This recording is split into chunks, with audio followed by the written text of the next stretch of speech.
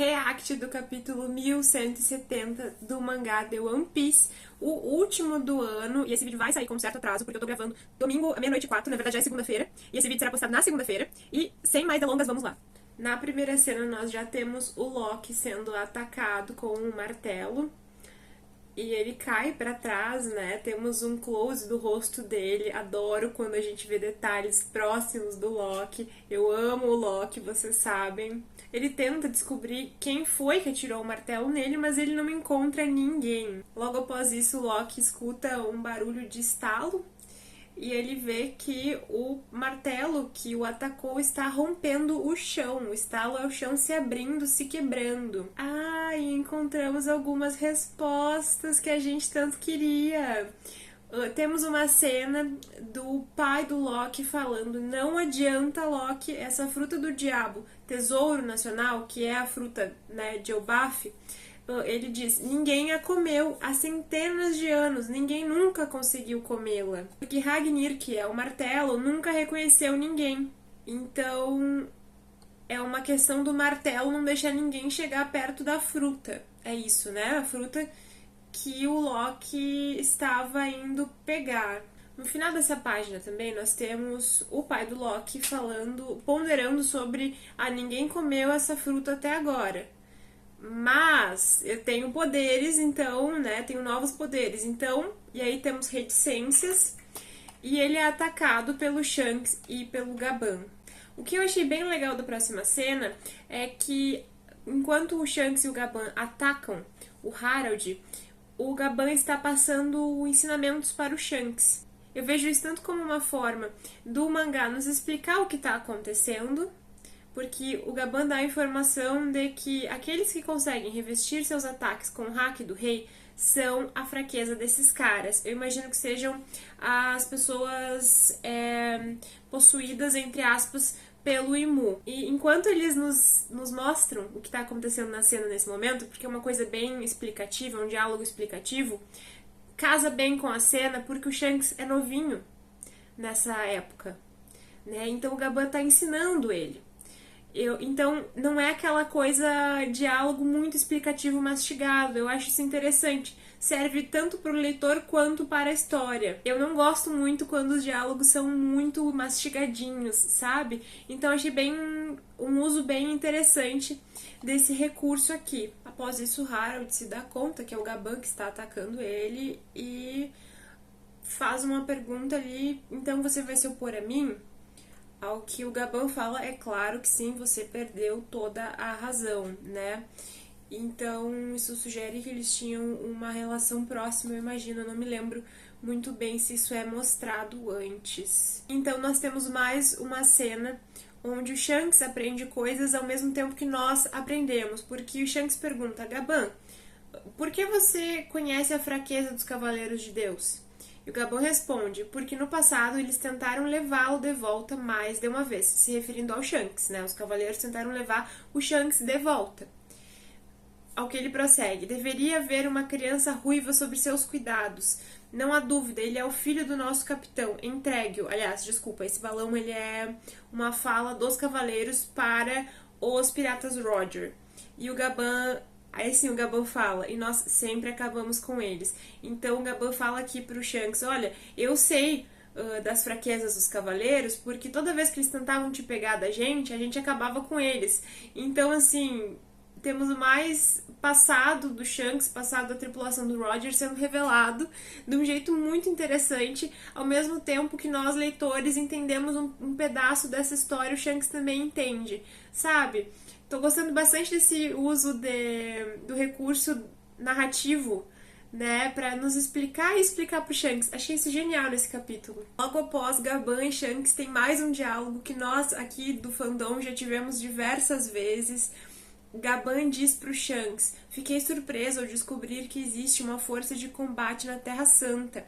Eu achava que todos os dragões celestiais eram pedaços de lixo inúteis. Já tive bastante essa discussão aqui com o pessoal, principalmente quando eu comecei a ver One Piece, porque eu não tinha, né, muita noção de como funcionavam os dragões celestiais, se eles eram simplesmente todos civis dentro da própria sociedade, tipo uns playboys que não têm força militar, e depois, quando entendi que tinham, foi todo um rolê. Então, eu gosto como o Gabán, ele traz esse raciocínio inicial de quem conhece o conceito de dragões celestiais. Eu achei essa fala muito fiel ao jeito que o One Piece é contado desde o início. Agora tem um quadro que me chamou a atenção, porque ao refletir sobre a vida em Mary Joyce, o Shanks fala, essa poderia ter sido toda a minha vida. E o Gabán diz, é isso que se chama destino. Só que esse destino está entre aspas. Eu estou lendo... Eu não sei se a versão final ficou com esse destino entre aspas. Eu não vou conferir, tá? Porque já é 00:20, eu preciso entregar o vídeo amanhã. Me digam se na versão final, oficial, ficou assim também. Porque por que esse destino tá entre aspas? É isso que se chama destino. Por que destino entre aspas? Não é o destino? O que é? E daí o Shanks diz que quer salvar o Harold porque foi o próprio Gabán que ensinou pro Shanks a desgraça que é a vida de um cavaleiro de Deus. Então dá a entender que ele não quer que o Harold tenha esse destino. Ao que o Gabán responde que a única esperança deles é o Loki. E aí o Loki vem ganhando mais protagonismo para minha felicidade. A gente passa por um diálogo até meio engraçado do Loki com o martelo Ragnir. O Loki manda o martelo sair da frente. E eu acho que o martelo ele bate no chão, porque temos uma onomatopeia de barulho, sabe? Então eu imagino que o martelo esteja de alguma forma respondendo pro Loki que não. E o martelo ataca o Loki de novo. Nesse ataque, o Loki acaba quebrando o próprio martelo, né? O Ragnir ataca ele e ele tem uma arma própria e ele quebra esse martelo dele. A seguir, nós temos uma cena que eu não sei se eu entendi muito bem. O Ragnir, ele vai parar na cabeça de um bichinho, de uma espécie de castor. O Ragnir é um castor? O que eu tô enxergando? O cabo do Ragnir é um castor? Raciocínios ao vivo aqui pra vocês. Eu fiquei me perguntando se o que eu estava enxergando no castor é a parte de cima do martelo do Loki, que já era dele, mas não, porque o martelo do Loki ele é mais arredondado. Gente, o react é isso, tá? É eu raciocinando ao vivo, correndo o risco de falar coisa errada. Essa cena, nós temos um castor assumindo o que seria o cabo do martelo. É isso? Tá, vamos adiante. A cena seguinte é o Harold atacando, lutando contra o Shanks e o Gabán. O Gabán, ele fala assim, o alvo também está usando o hack do rei. É a primeira vez que vejo isso. Eu sinto que eu não tenho muita noção sobre os poderes em One Piece. Isso é uma questão pra mim, porque eu nunca presto muita atenção em poderes nas obras, nos shonens que eu consumo.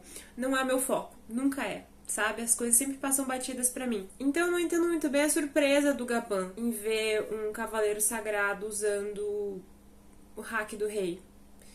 No meu raciocínio, os cavaleiros sagrados são pessoas muito fortes, portanto as mais propensas a ter hack do rei, né? Eu acho que é muito mais difícil ver um cadete da marinha, alguém que iniciou a vida de luta recentemente, tendo o hack do rei do que um cavaleiro sagrado. Faz sentido esse raciocínio? Eu esperaria o hack do rei de alguém muito forte, com patente elevada. E também, se alguém puder me explicar isso nos comentários, como eu disse recentemente, a questão do react é o meu raciocínio ao vivo, né? Tá, a próxima cena tá fazendo eu questionar se eu sou tonta ou não. Talvez a resposta seja sim. Temos um castor contente. Dessa vez um castor sem o martelo na cabeça, o que também já me deixa em dúvida sobre o que eu li na outra página. E o Loki comendo a fruta. E ficando com unhas, garras, se transformando em algo gigantesco. Após isso temos um castor amando, um castor com vários coraçõezinhos. E eu completamente perdida sobre o que está acontecendo. Acho que me falta conhecimento sobre mitologia. O próximo quadro é cheio de quadros menores e é mais difícil de enxergar. E nós temos uma sequência de luta onde só o Harold aparece apanhando. É bem interessante. E o máximo que nós temos do Loki nessa cena, né, porque o Loki nesse momento lutando contra o Harold após ter ingerido a fruta, é uma sombra, onde aparece... eu não consigo identificar o animal, parece uma coisa bem animalesca. E a gente só enxerga a garra, assim. Vou colocar foto pra vocês. Mas, enfim, eu não entendi muito bem que tipo de animal é pra ser aqui. O que tem a ver com aquele castor também, não compreendi. Nós temos o Loki com o Ragnar lindo, como sempre, um grande Loki. Temos a cena dele erguendo o Ragnar e o Harald falando, como esperado, Loki, dentro de você, corre o sangue de um conquistador. E partimos imediatamente para uma cena que já me deixou com vontade de chorar, porque é o Loki conversando com o pai. Ele se dá conta que o pai recuperou a consciência, mas o Harald diz que é só por um momentinho, isso não vai durar muito. E ele diz, olha ao seu redor, isso é extremo demais para que eu seja perdoado. E o Loki responde, chorando, você só estava sendo controlado. E a próxima cena responde perguntas que também nós tivemos aqui nesse quadro de React, porque o Harald fala, não exatamente, é mais como se os meus próprios pensamentos tivessem começado a cair sob a influência daquela coisa. Eu estava começando a me ver como Deus. Caso vocês tenham visto o último React, eu tinha essa pergunta, se o Harald ele estava completamente possuído e a voz do Imu falava através dele, ou se era mais como uma influência. Então, está respondido. Vejo esse diálogo do Loki como uma coisa muito emotiva, inclusive, porque nós temos um filho tentando dizer, pai, não quero te matar, não quero, não faz isso comigo. E o Harald tá falando como rei aqui, né? Ele fala, olha, você poderia liderar Elbaf com honra junto do seu irmão mais velho, que é o Harudin. E o Loki fala, você é o pior, sabia? Fazer o próprio filho dar fim à sua vida, nem o pai mais canalha faria o seu filho passar por algo assim. Ao que o Harald responde, a propósito, esqueci de mencionar uma coisa, obrigado por aquele incidente envolvendo a Ida. Queimar a vila dos cervejeiros não vai trazer Ida de volta, mas eu realmente agradeço os seus sentimentos.